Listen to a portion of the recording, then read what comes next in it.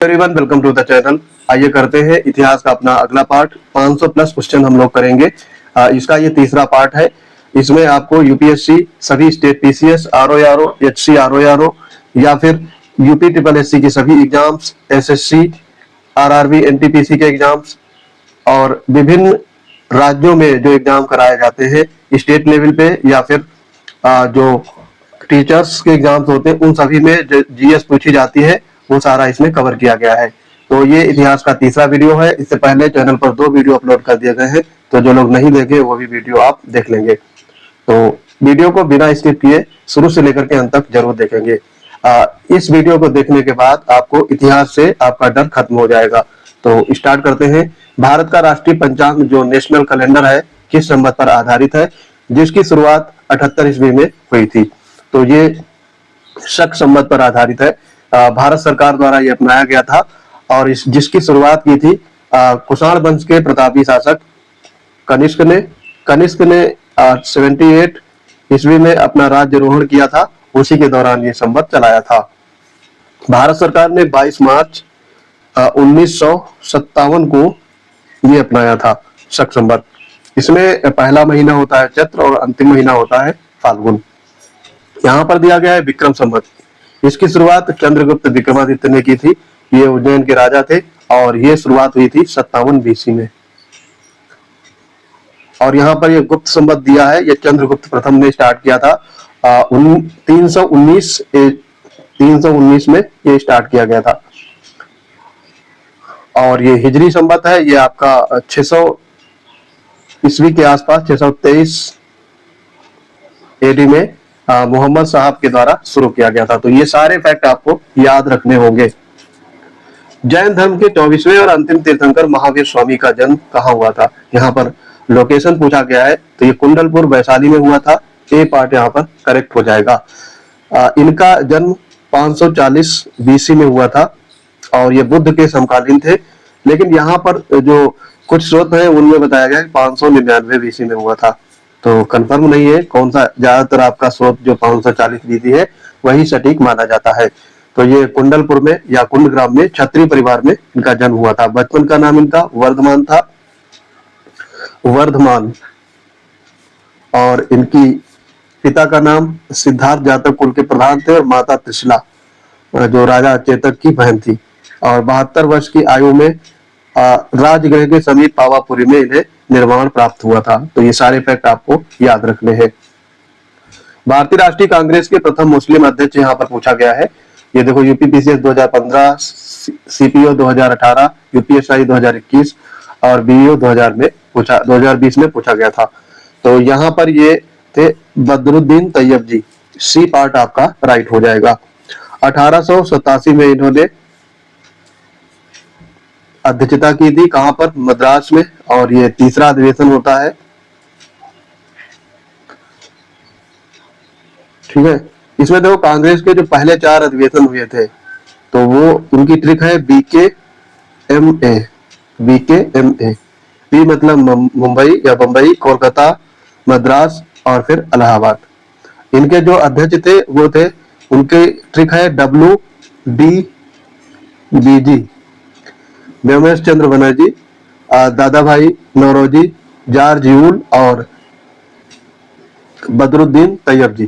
ठीक, तो ये सारे देखो, सबसे पहले व्योमेश चंद्र बनर्जी, फिर दादा भाई नौरोजी, बदरुद्दीन तैयब जी और फिर जो इलाहाबाद में अधिवेशन हुआ था उसके थे जॉर्ज यूल।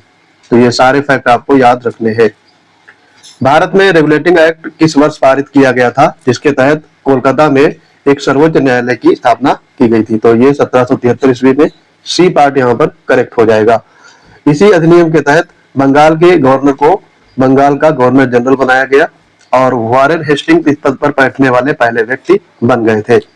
1774 में कोलकाता हाई कोर्ट की स्थापना हुई थी, सुप्रीम कोर्ट की स्थापना की गई थी कोलकाता में। और इसके मुख्य जो न्यायाधीश थे सर एलिजा एम्पे। तो ये भी फैक्ट आपको याद रखने हैं। मुगल साम्राज्य के संस्थापक बाबर का मकबरा या टॉम कहां पर स्थित है? तो ये स्थित है आपका काबुल में। डी पार्ट यहाँ पर करेक्ट हो जाएगा। 1530 में बाबर की मृत्यु हो जाती है। तो शुरुआत में उसका जो टॉम रहता था वो आगरा में, आराम बाग में दफनाया गया था, लेकिन बाबर की अंतिम इच्छा थी कि उसे अपनी पसंदीदा जगह काबुल में दफनाया जाए। इसलिए बाद में शेर शाह सूरी के शासनकाल में ही अस्थियों को आगरा से अफगानिस्तान के काबुल के बागे बाबर नामक स्थान पर दफनाया गया, और इसका वर्तमान जो मकबरा है वो काबुल में है, काबुल में ही। राजा राम मोहन राय को राजा की उपाधि किस मुगल सम्राट ने प्रदान की थी? तो ये थे अकबर द्वितीय। सी पार्ट यहाँ पर करेक्ट हो जाएगा। उत्तर कालीन जो मुगल सम्राट थे अकबर द्वितीय ने महान समाज सुधारक राजा राम मोहन राय को राजा की उपाधि प्रदान की थी।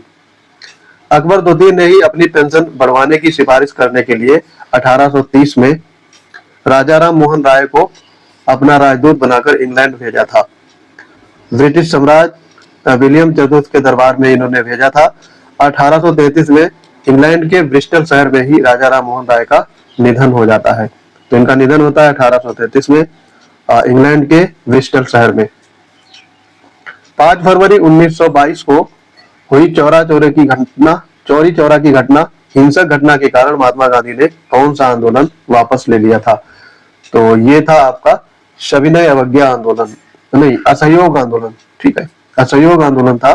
तो यहाँ पर सी पार्ट आपका राइट हो जाएगा। बेसिकली कहीं कहीं पर ये डेट 4 फरवरी दी जाती है, तो आयोग 4 फरवरी को ही करेक्ट मानता है, बाकी 5 फरवरी भी है, तो ज्यादातर 4 फरवरी को लोक सेवा आयोग इसको करेक्ट मानता है। 5 फरवरी 1922 को प्रदर्शनकारियों की एक उग्र भीड़ ने एक पुलिस स्टेशन में आग लगा दी थी, जिसमें 22 पुलिसकर्मी जिंदा जल गए थे। इस घटना से द्रवित होकर महात्मा गांधी जी ने असहयोग आंदोलन को स्थगित कर दिया था, और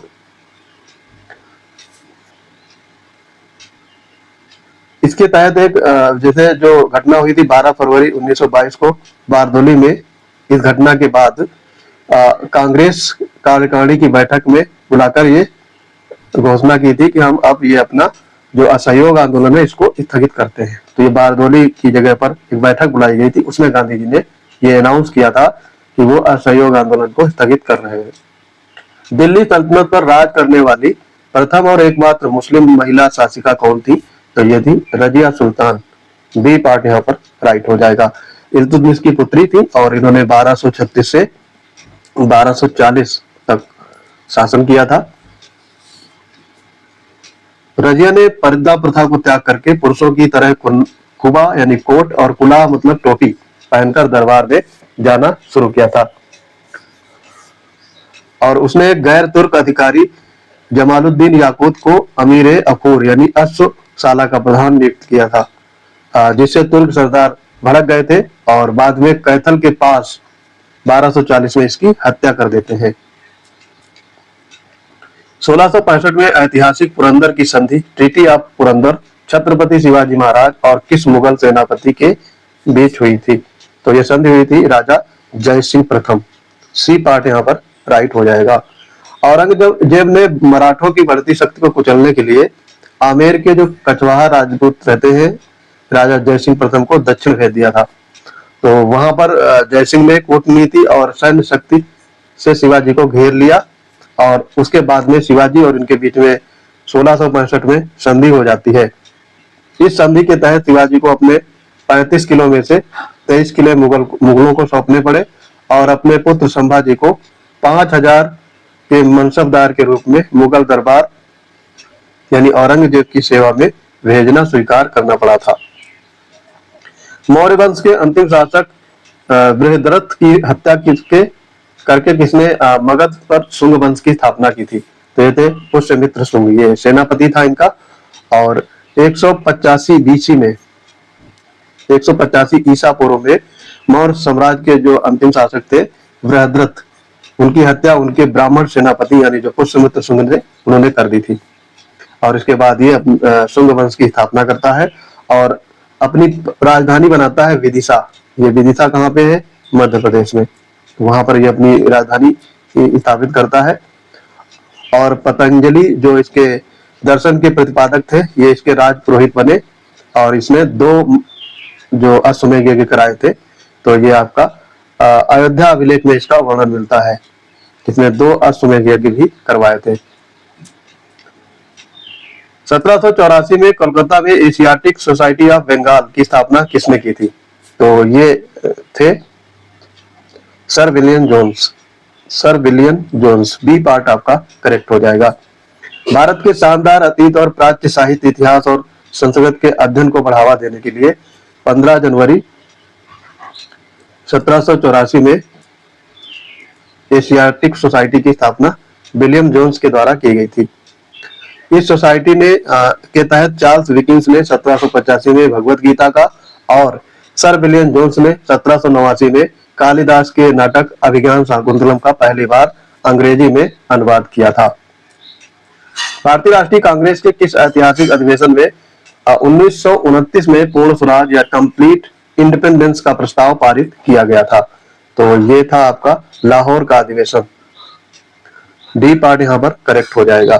रावी नदी के तट पर यह दिसंबर 1929 में पंडित जवाहरलाल नेहरू की अध्यक्षता में आयोजित किया था और इसमें 31 दिसंबर 1929 को पूर्ण स्वराज की मांग की गई थी मध्य रात्रि में ही, और रावी नदी के तट पर तिरंगा फहराया गया था और यह तय किया गया कि प्रत्येक 26 जनवरी को स्वतंत्रता दिवस के रूप में मनाया जाएगा और इसी कारण 26 जनवरी 1950 को भारत का संविधान लागू किया गया। तो ये सारे फैक्ट आपको याद रखने हैं। भारत में पुर्तगाली साम्राज्य का प्रथम वायसराय बनकर कौन आया था? तो ये थे आपके Francisco de Almeida. C part यहाँ पर करेक्ट हो जाएगा। ये 1505 में बनकर के आया था और ये भारत का पहला पुर्तगाली गवर्नर और वायसराय बना था। इसका मुख्य उद्देश्य हिंद महासागर पर पुर्तगाली नियंत्रण स्थापित करना था और इसने शांत जल की नीति का प्रतिपादन किया था। तो ये सारे फैक्ट आपको याद रखने हैं। और जो ये फ्रांसिस्को डी अल्मीडा था, इसे भारत में पुर्तगाली शक्ति का वास्तविक संस्थापक माना जाता है और 1510 ईस्वी में इसने बीजापुर से गोवा को छीन लिया था। तमिलनाडु में स्थित महाबलीपुरम के प्रसिद्ध मंदिर या जो रथ मंदिर है या इनको एकात्मक मंदिर का निर्माण किस पल्लव शासक ने करवाया था? तो ये थे आपके नरसिंहवर्मन प्रथम। बी पार्ट यहाँ पर करेक्ट हो जाएगा। ये पल्लव वंश के सबसे महान शासक थे। इन्हें महामल्ल की उपाधि भी दी गई थी, महामल्ल। और इन्होंने 7वीं शताब्दी में 7th सेंचुरी में महाबलीपुरम के प्रसिद्ध रथ मंदिरों का निर्माण कराया था और ये मंदिर जो है एक ही विशाल चट्टान को काटकर बनाए गए हैं, जिनमें कुल 7 या 8 रथ हैं। इन्हें सप्त पगोडा भी कहा जाता है। इसमें धर्मराज रथ सबसे बड़ा है और द्रौपदी का रथ जो है सबसे छोटा है, जिस पर कोई अलंकरण नहीं है। तो ये सारे फैक्ट आपको याद होने चाहिए। 1765 में बंगाल में द्वैध शासन या ड्यूअल गवर्नमेंट की स्थापना किसने लागू की थी, जिसमें अधिकार और उत्तरदायित्व का अलग अलग कर दिए गए थे? तो अधिकार और उत्तरदायित्व को अलग अलग किया गया था। तो ये कब किसने लागू किया था? तो ये रॉबर्ट क्लाइव ने। डी पार्ट यहाँ पर करेक्ट हो जाएगा। बक्सर का युद्ध हुआ था 1764 में। उसके बाद 1765 में इलाहाबाद की तहत 2 संधियां की जाती हैं और इस प्रणाली के तहत दीवानी सीधे ईस्ट इंडिया कंपनी के हाथों में आ गई, जबकि जो कानून व्यवस्था और प्रशासन की जिम्मेदारी थी वो बंगाल के नवाब के पास ही रही थी। इसका सीधा सा मतलब यह हुआ कि अंग्रेजों के पास अधिकार आ गया और इसका उत्तरदायित्व नहीं था, जो कि नवाब के पास चला गया। बाद में 1772 में वारेन हेस्टिंग्स ने इस अधिकार को समाप्त कर दिया था। दिल्ली सल्तनत के किस सुल्तान ने अपनी राजधानी दिल्ली से देवगिरी, जिसका नाम उसने दौलताबाद रखा, स्थानांतरित की थी? तो ये थे मोहम्मद बिन तुगलक, MBT। मोहम्मद बिन तुगलक ने राजधानी दिल्ली से देवगिरी 1327 में स्थानांतरित की थी। देवगिरी साम्राज्य का केंद्र था, ऐसा उसका मानना था, और जिसने दक्षिण भारत पर बेहतर नियंत्रण रखा जा सके और मंगोल आक्रमणों से भी बचा जा सकेगा। लेकिन दिल्ली की पूरी जनता को वहां ले जाने का फैसला एक बड़ी भूल साबित हुआ और उत्तर भारत में विद्रोह होने लगे थे, जिसके कारण कुछ ही वर्षों में उसे अपनी राजधानी दिल्ली वापस लानी पड़ी थी। प्राचीन भारत के ऐतिहासिक नाटक मुद्रा राक्षस के रचयिता आपसे पूछा गया है, जिससे चंद्रगुप्त मौर्य के महत्वपूर्ण जानकारी मिलती है। तो ये मुद्रा राक्षस के रचयिता हैं विशाख दत्त। बी पार्ट यहाँ पर राइट हो जाएगा। ये संस्कृत के महान नाटककार थे और इन्होंने अत्यंत महत्वपूर्ण ऐतिहासिक नाटक मुद्रा राक्षस लिखा है, जिसमें कौटिल्य के अपनी कूटनीति का प्रयोग करते हुए नंद वंश को उखाड़ फेंकना और चंद्रगुप्त मौर्य का मगध के सिंहासन पर बैठना इत्यादि का वर्णन मिलता है। इस ग्रंथ में चंद्रगुप्त मौर्य को ब्रसल यानी निम्न कुल का बताया गया है। और विशाख दत्त की एक अन्य प्रसिद्ध रचना है, कौन सी? देवी चंद्र गुप्तम। देवी चंद्र गुप्तम, ये भी आपको ध्यान रखनी है, ये भी पूछा जाता है। प्राचीन भारत में दक्कन और मध्य भारत पर शासन करने वाले सातवाहन राजवंश का संस्थापक आपसे पूछा गया है, तो ये थे सिमुक। बी पार्ट आपका करेक्ट हो जाएगा। इन्हें पुराणों में आंध्रव्रत भी कहा गया है। इसकी स्थापना इन्होंने प्रथम शताब्दी ईसा पूर्व की थी, तो फर्स्ट शताब्दी ईसा पूर्व। ये जो सिमुक ने कण्व वंश के अंतिम शासक सुशर्मा की हत्या करने के बाद में सातवाहन राजवंश स्थापित किया था। इनकी राजधानी क्या हुआ करती थी? प्रतिष्ठान। प्रतिष्ठान। ये वर्तमान में जो पैठण है, पैठण, ये महाराष्ट्र में, इसे पहले प्रतिष्ठान कहा जाता था। ये राजवंश भारत में ब्राह्मणों और बौद्ध भिक्षुओं को कर मुक्त भूमि देने की प्रथा शुरू करने वाला पहला राजवंश था। इसके अतिरिक्त इन्होंने शीशे के सिक्के भी बड़े भारी मात्रा में चलाए थे। बौद्ध धर्म के महान ग्रंथ बुद्ध चरित्र की रचना किसने की थी, जिसे बौद्धों का रामायण भी कहा जाता है? तो बुद्ध चरित्र की रचना अश्वघोष ने। सी पार्ट आपका राइट हो जाएगा। ये संस्कृत भाषा में लिखा गया एक महान काव्य है और गौतम बुद्ध के जन्म से लेकर के उनके निर्माण तक के संपूर्ण जीवन वृत्तांत का वर्णन इसमें मिलता है। और ये जो अश्वघोष थे, ये कनिष्क के राज दरबारी कवि और महान बौद्ध दार्शनिक थे। इन्होंने चतुर्थ बौद्ध संगीति में उपाध्यक्ष की भूमिका निभाई थी। इनकी अन्य रचनाएं हैं जैसे सौंदर्यानंद, सौंदर्यानंद, और दूसरी है सारिपुत्र प्रकरणम। ये दो रचनाएं और हैं, तो ये भी आपको ध्यान रखना है। भारतीय राष्ट्रीय आंदोलन के दौरान किसी सम्मान पूर्वक भारत का वयोवृद्ध पुरुष या grand old man of India कहा जाता है? तो ये है दादा भाई नौरोजी। सी पार्ट यहाँ पर करेक्ट हो जाएगा। महान राष्ट्रवादी नेता, समाज सुधारक और अर्थशास्त्री दादा भाई नौरोजी को grand old man of India के नाम से जाना जाता है। ये 1892 में ब्रिटिश संसद के लिए चुने जाने वाले पहले एशियाई यानी पहले भारतीय थे। इन्होंने अपनी प्रसिद्ध पुस्तक poverty and un-British rule in India में पहली बार धन निष्कासन के सिद्धांत को प्रस्तुत किया था, जिसमें बताया गया था कि अंग्रेज किस तरह भारत की संपत्ति लूटकर ब्रिटेन ले जा रहे हैं। 1905 में वायसराय लॉर्ड कर्जन द्वारा किए गए बंगाल विभाजन के विरोध में पूरे देश में कौन सा आंदोलन स्टार्ट हुआ था? तो ये आंदोलन आपका शुरू हो गया था स्वदेशी आंदोलन। बी पार्ट आपका करेक्ट हो जाएगा। तो ये आंदोलन आपका स्टार्ट हुआ था 7 अगस्त 1905 में। कोलकाता के टाउन हॉल में एक विशाल बैठक बुलाई गई थी, जहां ऐतिहासिक स्वदेशी आंदोलन और बहिष्कार प्रस्ताव पारित किया गया था। इस आंदोलन का मुख्य उद्देश्य था विदेशी वस्तुओं को बहिष्कार करना और स्वदेशी उद्योगों, शिक्षा और संस्कृति को बढ़ावा देना। इस दौरान वंदे मातरम लोगों का मुख्य गीत बन गया था।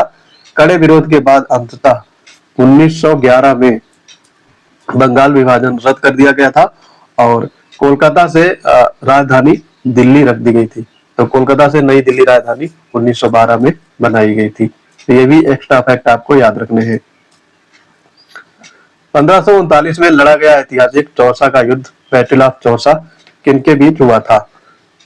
तो ये हुमायूं और शेरशाह सूरी। सी पार्ट यहाँ पर राइट हो जाएगा। 26 जून 1539 को बिहार के बक्सर के निकट एक चौसा नामक स्थान है, वहां पर मुगल सम्राट हुमायूं और अफगान शासक शेरशाह सूरी के बीच में यह युद्ध लड़ा गया था। इस युद्ध में हुमायूं की बुरी तरह से हार हो जाती है और वो अपनी जान बचाने के लिए कर्मनाशा नदी में घोड़े सहित कूदना पड़ा, जहां एक निजाम ने उसकी जान बचाई और इसी युद्ध के जीतने के बाद शेर खान ने शेरशाह की उपाधि धारण की थी। ब्रिटिश भारत में भू राजस्व वसूलने की महालवाड़ी व्यवस्था का जनक किसे कहा जाता है? तो ये है हॉल्ट मैकेंजी। डी पार्ट आपका राइट हो जाएगा। ये आपका जो सिस्टम ये 1822 में आया था और इसे सुव्यवस्थित रूप से 1833 में लॉर्ड विलियम बेंटिंग के समय लागू किया गया था। ये उत्तर भारत में जैसे उत्तर प्रदेश, मध्य प्रदेश और पंजाब में लागू की गई थी और इसका जो एरिया था 30% ये भारतीय भूभाग पर इसको लागू किया गया था। इसमें महाल का जो अर्थ है वो है गांव या जागीर और राजस्व वसूलने की इकाई किसान नहीं बल्कि पूरा गांव होता था। इसमें गांव के मुखिया जो नंबरदार होते थे उसको कर वसूलने की जिम्मेदारी दी गई थी। 1904 में महाराष्ट्र में अभिनव भारत सोसाइटी जो नामक गुप्त क्रांतिकारी संगठन की स्थापना इसने की थी। तो ये थे वीडी सावरकर यानी विनायक दामोदर सावरकर। बी पार्ट यहाँ पर राइट हो जाएगा। और वीडी सावरकर ने 1899 में नासिक में मित्र मेला नामक एक संगठन की शुरुआत की थी और 1904 में इसी का नाम बदलकर ये अभिनव भारत सोसाइटी कर देते हैं, जो इटली के क्रांतिकारी जोसेफ मैजनी के यंग इटली के तर्ज पर बनाया गया था। ये एक गुप्त क्रांतिकारी संगठन था जिसका उद्देश्य सशस्त्र क्रांति के माध्यम से भारत को स्वतंत्र कराना था। सिंधु घाटी सभ्यता के किस एकमात्र स्थल से घोड़े की हड्डियां या बोन्स ऑफ हॉर्स के नाम साक्ष्य प्राप्त हुए हैं? तो ये स्थान है सुरकोटदा। सी पार्ट आपका राइट हो जाएगा। ये गुजरात के कच्छ जिले में स्थित है, कच्छ जिले में गुजरात के, और ये एक सिंधु घाटी सभ्यता का महत्वपूर्ण स्थल है जिसकी खोज 1964 में जेपी जोशी ने की थी। जेपी जोशी ने। आमतौर पर यह माना जाता है कि हड़प्पावासी घोड़े से अपरिचित थे, लेकिन सुरकोटदा नामक एक हड़प्पा काल का ऐसा मात्र स्थल है जहां से स्पष्ट रूप से घोड़े की अस्थियां और अनोखी कब्रगाह के अवशेष मिले हैं। तृतीय बौद्ध संगीति जो थर्ड बौद्ध काउंसिल हुई थी का आयोजन 250 ईसा पूर्व में इसके शासनकाल में पाटलिपुत्र में हुआ था। तो उस समय शासन था अशोक का। सी पार्ट आपका करेक्ट हो जाएगा। इस संगीति की जो अध्यक्षता की थी, अध्यक्ष थे इसके मोगली पुत्र और तिस मोगली पुत्र तिस ने इसकी अध्यक्षता की थी और इसी संगीत में बौद्ध धर्म के दर्शन और आध्यात्मिक विचारों को संकलित करने वाले तीसरे पिटक यानी अभिधम्म पिटक को त्रिपिटक में जोड़ा गया था। तो सूत्र पिटक, विनय पिटक और अभिधम्म पिटक, ये तीन पिटक हैं। इनको तीन टोकरियां भी कहा जाता है। ओडिशा में स्थित प्रसिद्ध कोणार्क के सूर्य मंदिर, जिसे ब्लैक पगोडा के नाम से भी जाना जाता है, का निर्माण किस राजवंश के शासक ने करवाया था? तो ये थे पूर्वी जो गंग राजवंश के नरसिंह देव प्रथम। ए पार्ट यहाँ पर करेक्ट हो जाएगा। ये 13वीं शताब्दी में इसका निर्माण हुआ था, तो ये भी आपको ध्यान रखना है, 13वीं शताब्दी में। और गंग वंश के महान शासक नरसिंह देव वर्मन ने इसको बनवाया था। एक मंदिर सूर्य देवता के विशाल रथ के आकार में बनाया गया है, जिसमें 12 जोड़ी पहिए और 7 जोड़ी घोड़े जुटे हुए दर्शाए गए हैं उसके साथ में, और इसे गहरे रंग के कारण ब्लैक पगोडा के नाम से भी जाना जाता है। 1984 में इसे यूनेस्को विश्व धरोहर सूची में शामिल किया गया है। किस मुगल सम्राट ने आलमगीर या विश्व विजेता की उपाधि धारण की थी और उसे उसके सादे जीवन के लिए जिंदा पीर भी कहा जाता है? तो ये कौन है? औरंगजेब। डी पार्ट यहाँ पर आपका करेक्ट हो जाएगा। औरंगजेब को जिंदा पीर कहा जाता है। इसका जो शासनकाल रहता है 1658 से लेकर के 1707 ईस्वी तक, तो लगभग ये 49-50 साल तक शासन करता है। और राज्याभिषेक के समय अबुल मुजफ्फर मोइनुद्दीन मुजफ्फर औरंगजेब बहादुर आलमगीर की भव्य उपाधि धारण करते हैं। यह कुरान की प्रतियों को स्वयं अपने हाथों से लिखकर और टोपियां हासिल कर अपनी निजी खर्च निकालता था। इसके इस कठोर और सादे जीवन को देख करके इसे मुगल काल में जिंदा पीर या जीवित संत कहा गया था। में Akhil Bharatiya Muslim League, All India Muslim League की स्थापना कहाँ हुई थी? तो ये ढाका में हुई थी। सी पार्ट आपका राइट हो जाएगा। डेट थी 30 दिसंबर 1906। ढाका में इसकी स्थापना हुई थी, जो वर्तमान में बांग्लादेश की राजधानी है। और इसके पहले अध्यक्ष थे बकार उल मुल्क, और आगा खां इसके स्थायी अध्यक्ष बनाए गए थे। इसका मुख्य उद्देश्य ब्रिटिश सरकार के प्रति मुसलमानों में निष्ठा बढ़ाना और मुसलमानों के राजनीतिक अधिकारों की रक्षा करना था। प्रसिद्ध ऐतिहासिक ग्रंथ है राजतरंगिणी की रचना किसने की थी, जिसमें प्राचीन कश्मीर के इतिहास का प्रमाणिक वर्णन मिलता है। तो ये थे कल्हड़। ये पार्ट यहाँ पर करेक्ट हो जाएगा। संस्कृत के महान कवि और इतिहासकार कल्हड़ ने 12वीं शताब्दी में लगभग 1148 से और 1150 के बीच में इन्होंने राजतरंगिणी, जिसका अर्थ होता है राजाओं की नदी, की रचना की थी। ये भारतीय इतिहास की पहली प्रामाणिक और ऐतिहासिक पुस्तक मानी जाती है। इसमें महाभारत काल से लेकर 12वीं शताब्दी लोहार वंश के शासक जयसिंह तक के कश्मीर के राजाओं का क्रमबद्ध इतिहास मिलता है। भारतीय राष्ट्रीय कांग्रेस का प्रसिद्ध सूरत विभाजन या सूरत स्प्लिट किस वर्ष में हुआ था, जिसमें नरम दल और गरम दल बांट दिए गए थे? तो ये 1907 में, और इसकी अध्यक्षता कर रहे थे रास बिहारी घोष। रास बिहारी घोष। और इसमें नरम दल और गरम दल आपस में फूट पड़ने पर बट गए थे। और ये भारतीय राष्ट्रीय कांग्रेस का 23वां अधिवेशन था, और ये हुआ था कहां पर? ताप्ती नदी पर। ताप्ती नदी पर ये आयोजित हुआ था, सूरत में।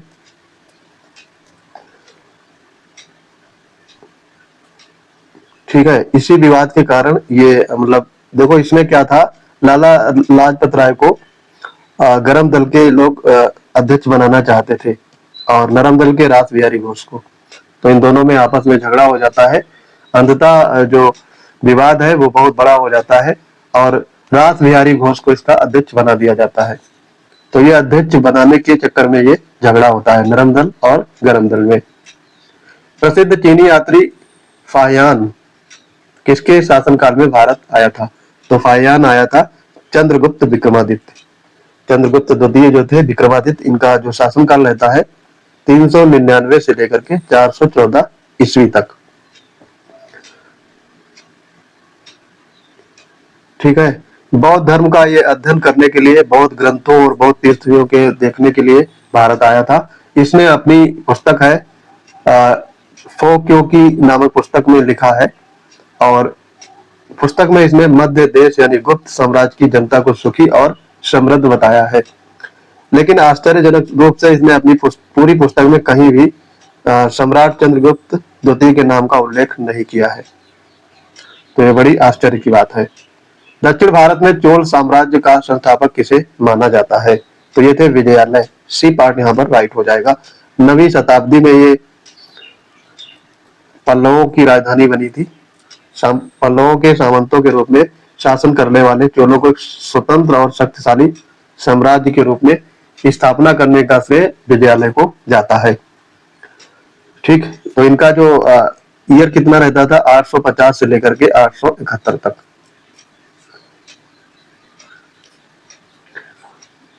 तो इन्होंने तंजौर को अपनी राजधानी बनाते हैं, और विजयालय नरकेसरी की उपाधि धारण की थी। और तंजावुर में विशुंग शोधनी यानी दुर्गा देवी का एक मंदिर भी बनवाते हैं। और ये चोल जो साम्राज्य है स्थानीय स्वशासन यानी लोकल सेल्फ गवर्नमेंट और शक्तिशाली नौसेना के लिए जाना जाता है। तो आप पढ़े होंगे। 1504 में यमुना नदी के तट पर आगरा शहर की स्थापना किस सुल्तान ने की थी? तो ये थे सिकंदर लोधी। लोधी वंश के दूसरे शासक। इन्होंने 1504 में यमुना नदी के किनारे आगरा नगर की स्थापना की थी, और इसी आगरा शहर को इन्होंने 1506 में अपनी राजधानी बनाया था। तो ये राजधानी के रूप में आगरा को यूज करते हैं। सिकंदर लोधी एक कवि था, और गुलरुखी नामक उपनाम से फारसी में कविताएं लिखता था। इसने भूमि के नापने के लिए गजे सिकंदरी नामक प्रमाणिक पैमाना भी स्टार्ट किया था, गजे सिकंदरी। 1911 में ब्रिटिश भारत की राजधानी को कोलकाता से दिल्ली स्थानांतरित करने की घोषणा किस वायसराय के समय हुई थी? तो ये थे लॉर्ड हार्डिंग द्वितीय। सी पार्ट यहाँ पर करेक्ट हो जाएगा। ये घोषणा हुई थी 12 दिसंबर 1911 में। एक दिल्ली में भव्य दरबार का आयोजन किया गया था, और ये आयोजन ब्रिटिश साम्राज्य जॉर्ज पंचम और महारानी मैरी के भारत आगमन में किया था। इसी दरबार में दो ऐतिहासिक घोषणाएं की गई थी। पहला था बंगाल विभाजन को रद्द कर देना और दूसरा भारत की राजधानी कोलकाता से हटाकर दिल्ली स्थानांतरित करना। और 1912 में विधिवत रूप से दिल्ली भारत की राजधानी बन जाती है। दिल्ली सल्तनत के शासकीय शासक को उसकी अत्यधिक उदारता और लाखों का दान देने के कारण लाख बख्श कहा जाता था। तो ये थे लाख बख्श। कौन था? कुतुबुद्दीन ऐबक। बी पार्ट आपका राइट हो जाएगा। गुलाम वंश का संस्थापक, इसको मामलुक वंश भी कहते हैं, मामलुक वंश। गुलाम वंश का संस्थापक और मोहम्मद गौरी का सेनापति ये कुतुबुद्दीन ऐबक रहता है। ये अपनी उदारता के कारण इसे लाख बख्श भी कहा जाता था। वह खुले हाथों से दान देता था, इसीलिए समकालीन इतिहासकार जैसे मिन्हास उर्स सिराज ने इसे लाख बख्श यानी लाखों का देन देने वालों की उपाधि दी थी। 1210 में ये लाहौर में पोलो खेलते समय यानी जो चौगान बोला जाता था उस समय घोड़े से गिरकर इसकी मृत्यु हो गई थी और इसे लाहौर में ही दफना दिया गया था। स्वतंत्रता के बाद भारत में भूमिहीनों को जमीन दिलाने के लिए प्रसिद्ध भूदान आंदोलन किसने स्टार्ट किया था? तो ये थे आचार्य विनोबा भावे। सी पार्ट यहाँ पर राइट हो जाएगा। 18 अप्रैल 1951 में जो 1951 में तत्कालीन आंध्र प्रदेश जो वर्तमान में तेलंगाना में है के नलगोंडा जिले के पोचमपल्ली गांव में एक स्वैच्छिक भूमि सुधार आंदोलन शुरू किया गया था जिसका नाम पड़ा था भूदान आंदोलन। इस आंदोलन का मुख्य उद्देश्य बड़े जमींदारों से स्वेच्छा से जमीन दान में मांगकर उसे भूमिहीन किसानों में बांटना था। और विनोबा भावे पहले भारतीय थे जिन्हें रेमन मैग्सेसे पुरस्कार ये 1958 में दिया गया था। तो ये फैक्ट भी याद रखेंगे। संस्कृत व्याकरण की प्राचीन और प्रमाणिक पुस्तक अष्टाध्यायी के रचयिता आपको बताना है। तो इसके हैं पाणिनि। सी पार्ट आपका राइट हो जाएगा। 5वीं से 6ठी शताब्दी के बीच में यह पुस्तक लिखी गई थी अष्टाध्यायी, और ये संस्कृत में लिखी गई है। इसमें व्याकरण वर्णित है। ये 8 अध्याय की पुस्तक है। इसमें 8 अध्याय हैं और 4000 इसमें सूत्र दिए गए हैं यानी नियम, रूल। यह पुस्तक न केवल व्याकरण के नियम बताती है बल्कि इसमें तत्कालीन भारतीय समाज, भूगोल और अर्थव्यवस्था की भी झलक मिलती है। बाद में पतंजलि ने अष्टाध्यायी पर भी महाभाष्य नामक प्रसिद्ध टीका लिखी थी। भारतीय राष्ट्रीय कांग्रेस की प्रथम भारतीय महिला अध्यक्ष, फर्स्ट इंडियन वेमेन प्रेसिडेंट कौन थी? तो ये थी सरोजिनी नायडू। 1925 में अधिवेशन हुआ था कानपुर में, जिसमें इन्होंने अध्यक्षता की थी। इन्हें भारत कोकिला के नाम से भी जाना जाता है। स्वतंत्रता प्राप्ति के बाद ये उत्तर प्रदेश की पहली महिला राज्यपाल बन जाती हैं, जो देश में किसी भी राज्य की पहली राज्यपाल बनती हैं। तो ये भी फैक्ट आपको याद रखना है। अगर पूछा जाए भारतीय राष्ट्रीय कांग्रेस की प्रथम महिला अध्यक्ष है तो वो फिर एनी बेसेंट हो जाएगा। इन्होंने 1917 में कोलकाता अधिवेशन की अध्यक्षता की थी। तो ये भी फैक्ट आपको याद होना चाहिए। 140 में भारतीय स्वतंत्रता संग्राम में प्रसिद्ध नारा तो मुझे खून दो मैं तुम्हें आजादी दूंगा किसने दिया था? तो ये थे सुभाष चंद्र बोस। बी पार्ट यहाँ पर करेक्ट हो जाएगा। द्वितीय विश्व युद्ध के दौरान 1944 में म्यांमार में, या उस समय वर्मा कहा जाता था, वर्मा में इन्होंने आजाद हिंद फौज के सैनिकों को संबोधित करते हुए ये ओजस्वी नारा दिया था, तुम मुझे खून दो मैं तुम्हें आजादी दूंगा। इसका मुख्य उद्देश्य भारतीयों को मातृभूमि की स्वतंत्रता के लिए अपने प्राण न्यौछावर करने के लिए प्रेरित करना था। और इन्होंने ही जय हिंद और दिल्ली चलो का नारा भी दिया था। 1857 के प्रथम स्वतंत्रता संग्राम महान विद्रोह का आधिकारिक सिंबल आपसे पूछा गया है। तो ये सिंबल क्या था? ये सिंबल था आपका कमल और रोटी यानी चपाती। बी पार्ट आपका करेक्ट हो जाएगा।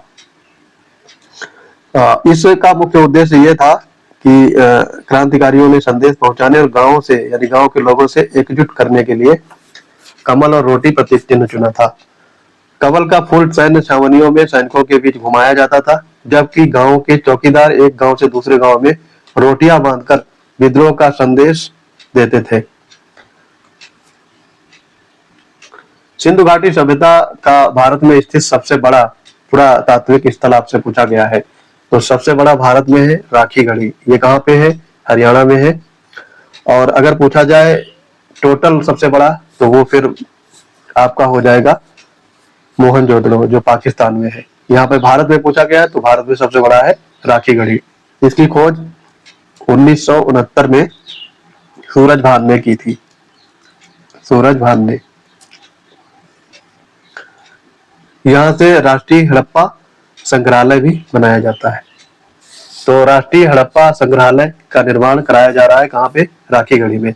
और ये हिसार जिले के घग्गर नदी के तट पर राखीगढ़ी स्थित है। दिल्ली सल्तनत का वो प्रथम सुल्तान जिसे शुद्ध अरबी सिक्के, प्योर अरेबिक कॉइन्स जारी किए थे, तो वो था इल्तुतमिश। सी पार्ट यहाँ पर राइट हो जाएगा। ये गुलाम वंश के शासक रहे हैं और इन्होंने भारत में करेंसी सिस्टम को व्यवस्थित करने का इन्हें श्रेय दिया जाता है। और ये पहले तुर्क शासक रहते हैं जिन्होंने शुद्ध अरबी के सिक्के जारी किए थे। और इन्होंने 2 सिक्के चलाए थे, चांदी का टंका जो 175 ग्रेन का होता था, ग्रेन का, और तांबे का जीतल। ये एग्जाम में पूछा जाता है, तांबे का जीतल। इसके अलावा इल्तुतमिश ने सिक्कों पर टकसाल का नाम लिखवाने की परंपरा भी स्टार्ट की थी। 1923 में इलाहाबाद में स्वराज पार्टी की स्थापना किन 2 प्रमुख नेताओं ने की थी? तो स्वराज पार्टी की स्थापना की थी देशबंधु चित्तरंजन दास और मोतीलाल नेहरू। सी पार्ट यहाँ पर करेक्ट हो जाएगा। इसका मुख्य उद्देश्य क्या था? चुनाव में भाग लेकर विधानमंडल के भीतर प्रवेश करना और वहां से ब्रिटिश सरकार की नीतियों का विरोध करना। भारत के औरंगाबाद जो छत्रपति संभाजी नगर हो चुका है, अजंता की गुफाओं का निर्माण मुख्य रूप से किस राजवंश के काल में हुआ था? तो ये थे वकाटक और गुप्त राजवंश। बी पार्ट आपका राइट हो जाएगा। कुल इसमें 29 गुफाएं हैं, अजंता में गुफाएं हैं। पूरी तरह से ये बौद्ध धर्म को समर्पित है और 2री शताब्दी से 6ठी शताब्दी तक इनका निर्माण कराया गया था। और इसमें सबसे अधिक विकास और शानदार भित्ति जो है वो है मरणासन राजकुमारी का चित्र इसमें दिया गया है। ये गुफाएं अपने उत्कृष्ट रंग संयोजन के लिए यूनेस्को विश्व धरोहर स्थल में भी शामिल की गई है। भारत में दास प्रथा जो स्लेवरी होता है का पूर्ण रूप से उन्मूलन 1843 ईस्वी में किस गवर्नर जनरल में के कार्यकाल में हुआ था? तो ये थे लॉर्ड एलनबरो। बी पार्ट यहाँ पर राइट हो जाएगा। लॉर्ड एलनबरो के समय की एक और प्रमुख घटना है, वो क्या थी? सिंध का ब्रिटिश साम्राज्य में विलय। तो ये 2 घटना इसकी प्रमुख है, ये ध्यान रखेंगे। किस मुगल सम्राट ने भारत में तंबाकू के सेवन और बिक्री पर पूर्ण रूप से प्रतिबंध लगा दिया था? तो ये थे जहांगीर। सी पार्ट यहाँ पर करेक्ट हो जाएगा। ये बात हुई थी 1605 ईस्वी में। मुगल काल में इसका सेवन इतना तेजी से बढ़ा कि एक बुरी लत बन गया था। जनता के स्वास्थ्य को ध्यान में रखते हुए और उनके दुष्प्रभावों को देखते हुए मुगल सम्राट जहांगीर ने 1617 में तंबाकू के सेवन और उत्पादन बिक्री पर सख्त प्रतिबंध लगा दिया था। ये 1605 में ये तंबाकू की खेती की गई थी। तंबाकू की खेती भारत में की गई थी किसके द्वारा?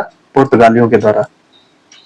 महान स्वतंत्रता सेनानी सुभाष चंद्र बोस के राजनीतिक गुरु, पॉलिटिकल गुरु पूछा गया है कौन थे? तो ये थे CR दास, देशबंधु चित्तरंजन दास। डी पार्ट यहाँ पर राइट हो जाएगा। 1921 में सुभाष चंद्र बोस ICS की प्रतिष्ठित नौकरी छोड़ करके भारत आए थे और स्वतंत्रता संग्राम में कूद पड़े थे। फिर वो चित्तरंजन दास के राजनीतिक विचारधारा और त्याग नेतृत्व से इतना प्रभावित हुए कि उन्होंने CR दास को अपना राजनीतिक गुरु मान लिया था। महात्मा गांधी के राजनीतिक गुरु थे गोपाल कृष्ण गोखले और गोखले के राजनीतिक गुरु थे MG रानाडे। तो ये सारे फैक्ट आपको याद रखने हैं। किस पल्लव शासक ने चालुक्य राजा पुलकेशिन द्वितीय को युद्ध में हराकर उसकी हत्या करके वातापी कोण लिया, वातापी का विजेता की उपाधि धारण की थी? तो ये थे नरसिंह वर्मन प्रथम। बी पार्ट यहाँ पर राइट हो जाएगा।